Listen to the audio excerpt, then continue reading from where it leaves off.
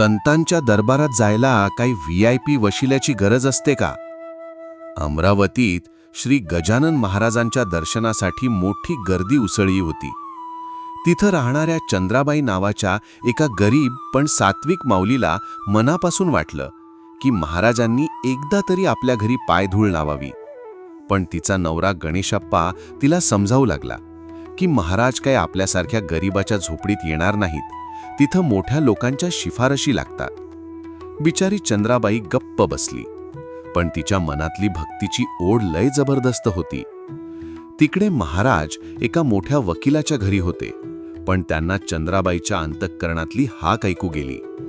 अचानक महाराज उठले आणि थेट गणेशप्पा समोर जाऊन उभे ठाकले. महाराज म्हणाले, "अरे, मला तुमच्या घरी यायचंय. सांगा बरं, तुमचं घर इथून किती दूर आहे?" गणेशप्पाचा तर स्वतःच्या कानावर विश्वासच बसेना. ज्यांना भेटायला मोठे अधिकारी ताटकळत उभे होते, ते समर्थ स्वतःहून एका गरीबाच्या घरी पाहुणे म्हणून आले. संतांना वशिला नाही, तर फक्त निस्वार्थ भक्तीची तहान असते. जो मनातून साथ घालतो, महाराज त्याच्यासाठी धावून येतातच. गण गण गणात बोते.